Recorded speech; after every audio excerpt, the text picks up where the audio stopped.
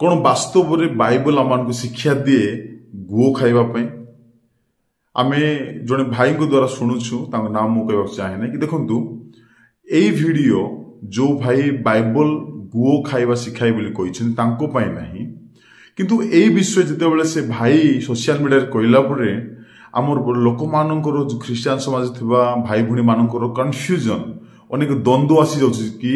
वास्तव में बाइबल शिक्षा दउछि कि गो खाइबा निमंते एई प्रकार गोटे द्वंद्व से मान भितर आसुछि तेबे सेई द्वंद्व बा सेई कन्फ्यूजन को मु दूर करबा निमंते केवल ख्रीस्टियन भाई भूणी मान निमंते वाक्य मु कहबा चाहे से भाई कहते जिहिजिकल पुस्तक 4 अध्याय तार 12 ए प्रकार लिखा जाए पुणी तुम्भे सेई खाद्य द्रव्य जोबपिष्टक परी भोजन करिबो ओ सेमानंको साक्षातरे मनुष्यर विष्टा द्वारा ताहा पाक करिबो। प्रथम विषय मुझे सीधा सड़क कहवाक चाहे वाक्य कौन लिखाई गो खाइबा विषय लिखा है नहीं आउ कहीं लिखा है तार कारण कौन ये समस्त विषय मु धीरे धीरे आपन क्लारिफाई करी आपन शेष पर्यंत वीडियो देखंतु केवल आमे जिहिजिकल पुस्तक 4 अध्याय तार 12 पढ़ीदेले यथेष्ट नहीं ता तले कंटिन्यू जदि पढ़बा 14-15 पढ़बा हमको आउ क्लारिटी मिलबो। देखंतु मुझे प्रारंभ कहले आपण माननकु कोन पय परमेश्वर कहले से विषय तार कारण मु आपनकु परे कहबी किंतु इंपोर्टेंट कथा वर्तमान मु कहबी 14-15 कोन लिखाई छि देखंतु सेते बेले मु कहिली आहा प्रभु सदा प्रभु देखो मोर प्राण असुचि होई नाही मु बाल्य कालरु आजि पर्यंत स्वयं मृत किबा पशु द्वारा विदीर्ण किछि ही भोजन करि नाही अथवा घृणायोग्य मांस मो मुखरे प्रवेश करि नाही। 15 लिखा जाए तहिरे से मते कहले से अर्थात किए सदा प्रभु पिता परमेश्वर कहले देखो आम्भे मनुष्यर विष्टा बदले गोमय तुम्भको देलु आउ तुम्भे तही उपरे आपना रोटी पाक करिवो। प्रिय प्रभु लोक माने ध्यान दियंतु 12 रे परमेश्वर कहले तमे मोर लोक माननकु इस्राएल को कहो से माने कौन करिवे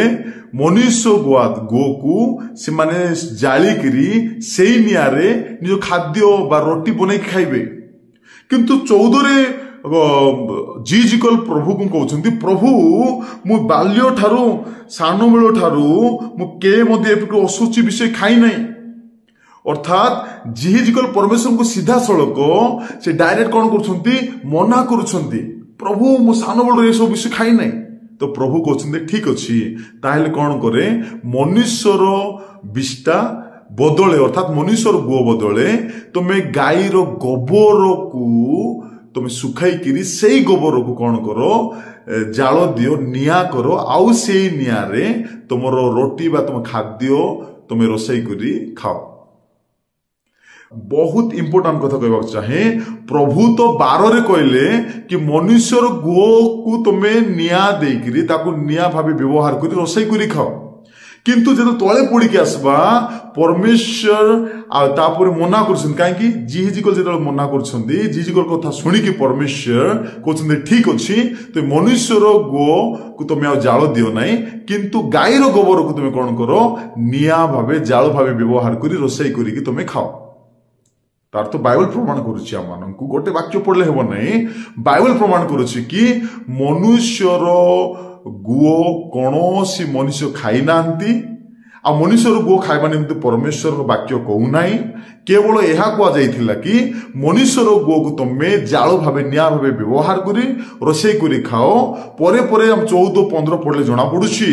जेतल जिहिजिकल मना करछन्ते नाइ प्रभु ए असुचि विषय में करिबि नाही सेही समय परमेश्वर ताको अनुमति देले जे मनुष्यर विष्टा बदल रे मनुष्यर गो बदल रे तुमे गाईर गो बा गाईर गोबर को तुमे जाल बा निया भावे व्यवहार करी खाद्य तुमे रोसई करी खाओ। तेबे आपको प्रमाण मिलुछि क्लियरली प्रथम रे मी कहबा चाहे प्रमाण मिलुछि क्लियरली बाइबल रे कि बाइबल के मध्य कोई नै माननकु कि तमे गो खाओली। तेबे प्रिय प्रभु पवित्र मंडली रो विश्वासी विश्वासिनी सान बड़ समस्त को मु उत्साहित करबा चाहे आपण माने जे जो भाई कहिसंती तांकर कथा सुन आपण निराश बा आवश्यक नै तांके जहा पढ़ले जहा बुझले ताहा कहले किछि कथा नै किंतु बाइबल हमको क्लियर करुछि मनुष्य गो खाइबा निमंते प्रभु कहि नाहांती। जदि कहि थांते परमेश्वर तमे मनुष्य गो को खाओ ताहेले आमे मंडलीर के मध्य प्रचार करि न थांतु तमे मद्यपान करो नाही, तमे असुचि कार्य करो नाही, तमे गुटखा खाओ नाही, तमे सिगरेट पियो नाही, ए समस्त विषय आमे प्रचार करि न थांतु, मंडली शिक्षा देई न थांतु। कारण जदि आमे गो खाइ थांतु ताहेले ता गो ठारू आउ अधिक हीन किछि नाही। आमे जेतेबेले देखिबा द्वितीय विवरणी तार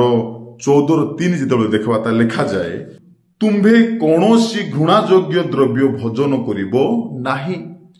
प्रभु ऑलरेडी असुचि विषय खाइबा निमंते घृणायोग्य द्रव्य खाइबा निमंते से ऑलरेडी बारण करिसंती, मना करिसंती। तेबे जदि परमेश्वर आमानकु गो खाइबा निमंते अनुमति देई थांते ताहेले आमे मंडली रे आज लोक माननकु, हमर यूथ माननकु, हमर विश्वासी माननकु मद्यपान करो नाही, गुटखा खाओ नाही, नरहत्या करो नाही, चोरी करो नाही, व्यभिचार करो नाही, मिथ्या को नाही, समस्त शिक्षा देई न थांतु। ते परमेश्वर से असुचि विषय ए पाप को से घृणा करंती। ते बाइबल हमकु के मध्य अनुमति दउ नाही, शिक्षा दउ नाही जे आमानकु गो खाइबा निमंते। दीटा बहुत इंपोर्टेंट कथा कहला परे कोन बे परमेश्वर कहले से विषय में कहिबी। प्रथम विषय कोडा इंपोर्टेंट सेटा हला हमर परमेश्वर से पवित्र परमेश्वर अटंती, सेथि पई से चाहंती नै तांको लोक मानन से अपवित्र करिबा पई। से के मध्य हमनको अनुमति देई नांती कि गो खाइबा निमंते आ तत्संगे संगे कोनसो असुचि विषय खाइबा निमंते परमेश्वर से बाइबल हमको अनुमति देई नाहांती। द्वितीय विषय आम परमेश्वर से आमको अधिक असीम प्रेम करती। देखंतु जीजुगल को परमेश्वर कहले मनुष्यर विष्टा बा मनुष्यर गोरे तुमे रोषई करी खाओ, गो को तुमे जाल दे रोषई करी खाओ। कि जेतले जीजिकल प्रभु को रिक्वेस्ट करूछंती, प्रभु एटा मो द्वारा हबो नै, एटा बहुत कष्ट अटे, असुचि अटे, से समय परमेश्वर से एते प्रेम करंती जे तांगर दंड को भी से कोन करूछंती, से उणा कर दउछंती। आ देखुछु परवर्ती समय रे प्रभु कहउछंती ठीक अछि तो मनुष्यर गो बदल रे मनुष्यर विष्टा बदल रे तो माने गोबर गाईर गोबर तुम व्यवहार करो। तो द्वितीय विषय आमर परमेश्वर आमर प्रभु जीशु से क्षमा देवा जीशु से क्रोधरे धीर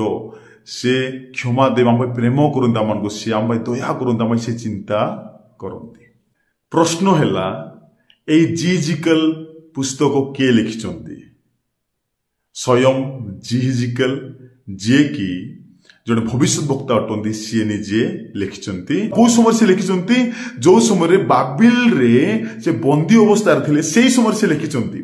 आ केतेबेले से बाबिल रे बंदी अवस्था रे गले हम जेतेबेले पढिबा द्वितीय राजावली 24 अध्याय तार 14-15 जेतेबेले पढिबा तार स्पष्ट भाव में लिखा जाए, आउरी से जिहो याखिन को बाबिल को नहीं गला एवं राजांको माता को और राजांकर पत्नी को और तांकर नपुंसक मानंकु और देशर प्रधान लोक मानंकु से जेरूसालेम बंदी करी बाबिल को नहीं गला। एटा को राजार ना कोन लिखा इछिटी लिखा इछि जिहो याखिन। आम जेतेबेले देखिबा जीजिकल पुस्तकर मध्य से समान राजा लिखा इछि, कोन लिखा इछि 1:2 रे राजा जिहो याखिन से राजा को जेतेबेले बंदी करि नेले से समय तांकर स्त्री को तांकर परिवार को तांकर आउ ए जिहो याखिन जे कि जे राजा थिले तांकर बड़ बड़ ज्ञानी मान को मध्य राजा को सहित बंदी करी बाबिल रे नहीं गले। सेही समय रे जिहिजिकल मध्य बंदी अवस्था रे कोडी जाइछंती बाबिल रे अछंती। आ सेही समय प्रभु तांको दर्शन देखि भविष्यवाणी कहउछंती इस्राएल मान को कि 4:12 रे तुम इस्राएल लोक मान को को से माने मनुष्यर गो को से माने कोन करिवे जाळ करिवे निया भाबे व्यवहार करी ता ऊपरे तांके खाद्य द्रव्य रोषई करी खाइबे। तेबे बहुत इंपोर्टेंट कथा वर्तमान कहबी आपण मान को। तो परमेश्वर काहेकि जिहिजिकल को कहले कि इस्राएल लोक मान को कहो से मान मनुष्यर गो बा विष्टा को व्यवहार करिवे जाल भावे बा निया भावे।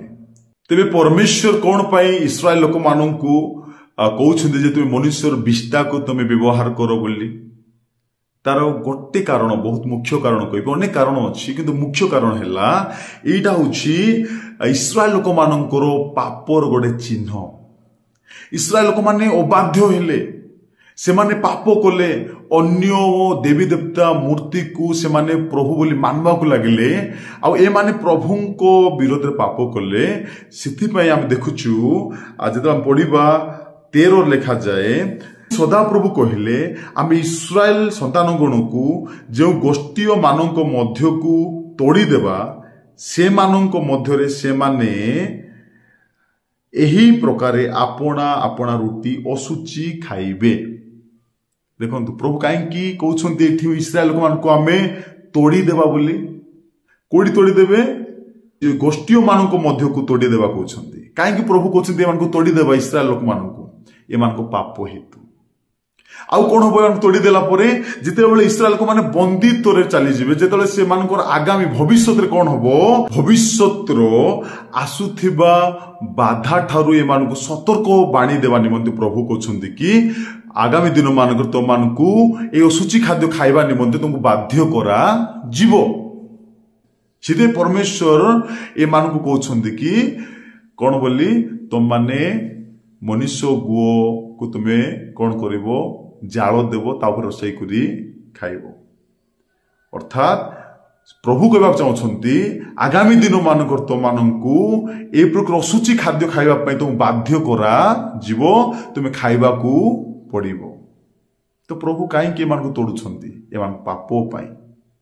तार अर्थ तोड़ी दे प्रभु कौन चाहती प्रभु इस्राएल मान तोड़ी देकिरी यह चाहती कि ए मानकू सुधराइबा निमंते एमान को डिसिप्लिन रे आनिबा निमंते एमान को पुनर्बार प्रभु पाके फेराई आनिबा निमंते एमान को गोटे दंड दउछंती कि अन्य गोष्ठी मान पाखे तोड़ी दउछंती अन्य लोक मान को हस्त समर्पण कराउछंती जो द्वारा इस्राएल लोक माने से पश्चाताप करबे निजर भूल को स्वीकार करबे परिवर्तित होबे पुनर्बार से डिसिप्लिन सहित श्रृंखलार सहित जीवन काटिकी से प्रभु पाखे फेरी आसंतु बोली प्रभु मान को कौन करुछंती अन्य गोष्ठी पाखे समर्पण करबा को प्रभु कहउछंती। तबे बहुत इंपोर्टेंट कथा परमेश्वर काहेकि इस्राएल लोक मानकू कहउछंती भविष्य वक्तार द्वारा कहउछंती कि तो माने मनुष्यर विष्टा को तमे जाल भावे व्यवहार करबो मुख्य कारण हैला इस्राएल लोक माने प्रभुंकर कथा को बाध्य हेले कथा को मानिले नाही से मन पाप करले। सिधे परमेश्वर कहउछंती तो माने कौन करिवो अन्य गोष्ठी हस्त समर्पण होई जीवो सेठी गोला पर तुमको बाध्य करा जीवो तो माने असुचि खाद्य खाइबो। तो एटा गोटे चिन्ह ए जो मनुष्य विष्टा कथा प्रभु कहउछंती एटा भविष्य चिन्ह स्वरूप प्रभु कहउछंती भविष्य तो माने असुचि खाद्य खाइबो। एटा बहुत प्रमुख और मुख्य कारण अटे अनेक कारण अछि किंतु मुख्य कारण एहा अटे। तेबे वीडियो लंबा होछि अधिक कहबी ना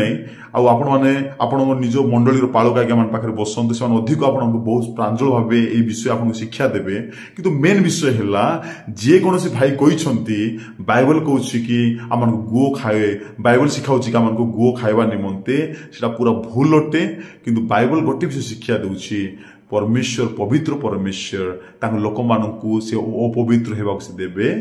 नाई। आशा करी आप बुझी पारे प्रभु आपण समस्त आम समस्त को प्रचुर भाव आशीर्वाद करंतु आमेन।